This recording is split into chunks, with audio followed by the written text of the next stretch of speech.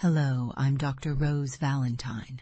I specialize in grief counseling, helping people through loss. In my sessions, I often come across extraordinary stories of love. Tonight, I'm thrilled to share the story of Alex Thompson, an unforgettable woman from San Francisco. Let us begin. Weekend mornings were sacred, usually filled with long brunches and lazy afternoons. So when my friend Sarah called, insisting I join her and a couple of friends for a spring training baseball game, my initial response was a definite no. Baseball? Not my scene. But Sarah has always been persuasive, reminding me of the fun we could have, the sun on our faces, and the promise of ice-cold drinks. Reluctantly, I gave in. The stadium buzzed with an energy I couldn't quite ignore. Fans were decked out in their team colors, each heartily cheering as if their lives depended on it. I shuffled along behind Sarah, half-heartedly absorbing the infectious spirit around me. My other friends, Emma and Tom, had already embraced the excitement, collecting memorabilia and snapping endless photos. I, on the other hand, was just another person in the crowd, wondering what all the fuss was about. Little did I know what this day had in store for me. Settling into my seat, I attempted to follow the game, its rules a mystery wrapped in a riddle. Just as my interest started to fade again, a figure caught my attention. Ryan, the coach. In the midst of shuffling players and animated gestures, there was a certain charm to him that demanded notice. He was effortlessly handsome, with an easy smile that seemed to light up the field. His laughter, a sound I heard now and then even over the din, was warm and endearing. He moved with purpose, a passion for the game so palpable that it felt like it echoed from the diamond and into the stands. Though baseball may not have been thrilling me at that point, Ryan certainly was. Sarah nudged me, catching the direction of my gaze. "Looks like someone's interested," she teased. I shrugged it off, though a smile betrayed my attempt to remain unaffected. I was curious, not just about the man on the field, but the world he seemed to champion so naturally. Ryan's genuine enthusiasm for baseball sparked a flicker of intrigue in me, and for the first time that afternoon, I wasn't just an unwilling spectator. There was something in the way he orchestrated his team, shared his humor, and celebrated each play that made every inning feel like a chapter filled with possibilities.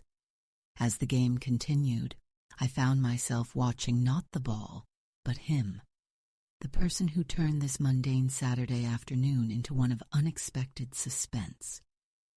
Maybe, I thought, I should stay tuned and see where this game of life takes me. As the days drifted by, I found myself returning to the ballpark more often than I'd ever imagined. What began as a reluctant outing became a regular part of my routine. Baseball, it seemed, had seeped into my life, with Ryan playing a starring role in this newfound fascination. The atmosphere of the game, once overwhelming, now felt vibrant and nearly comforting.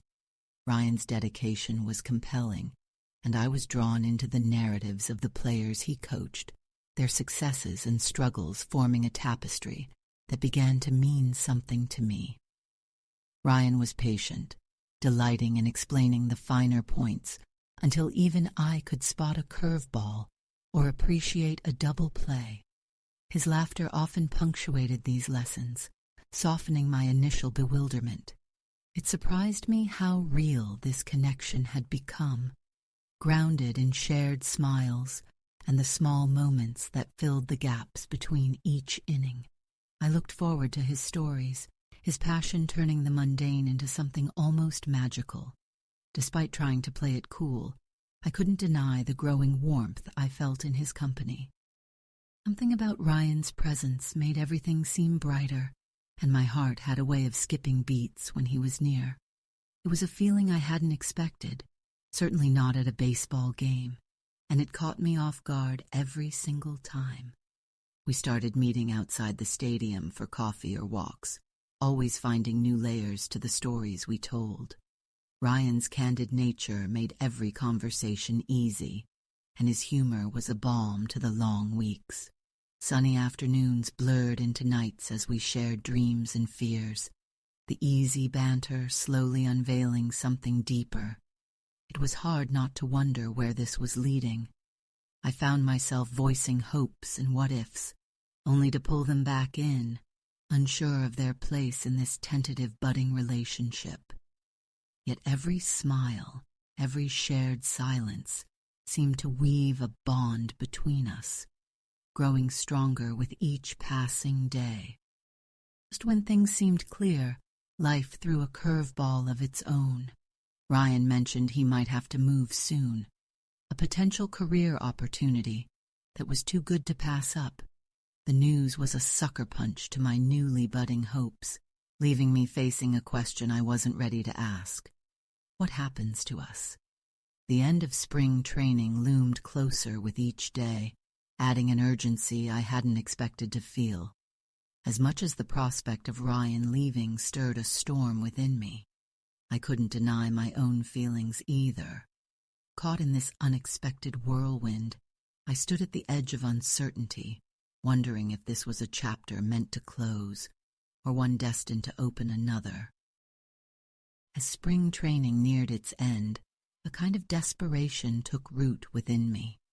The thought of losing Ryan was daunting.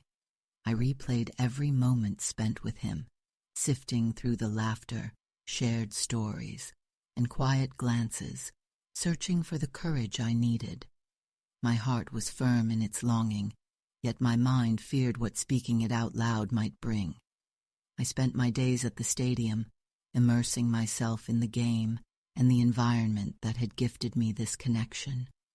Watching Ryan, I marveled at how integral he'd become to my sense of contentment. Still, the idea of voicing my feelings was terrifying, a leap into the unknown where the landing remained unseen. With days running out and words unspoken, the urgency to act weighed heavy on my chest. The day of the final game dawned bright and hopeful. The stadium was alive, and I could feel the excitement thrumming in the air.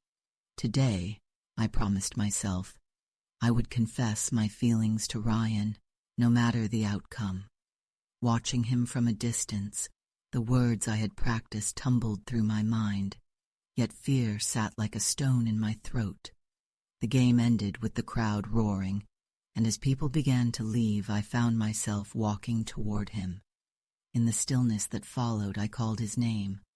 Ryan turned, his face breaking into a smile that sent my heart racing. "I'm glad you came," he said. So was I. Tired of holding back, I took a deep breath and laid everything bare. I let the words flow about how he made my world brighter, the possibility their truth held hanging in the air between us. Silence followed, an eternity wrapped in seconds, as I awaited his response. Ryan's smile widened, relief and warmth reflected in his eyes. "I've been hoping to hear that," he confessed, drawing me into the future I dared to envision. He spoke of his plans, the move still impending but with the option to stay within reach, a possibility we could explore together. The admission that he, too, felt this powerful connection was validation of my heart's venture into the unknown. Hand in hand, we left the stadium, the path before us as open and inviting as the spring sky overhead. We walked, words and laughter binding us ever closer, the bittersweet fear replaced by hope and the promise of something wonderful ahead. Baseball had unexpectedly brought us together, and as we looked towards what lay ahead, I felt ready to embrace whatever innings life had in store, together. And there you have Alex Thompson's story. Did it move you? For more, tune in tomorrow. I share new tales daily from my sessions. Subscribe, like, and comment. If you enjoyed this one,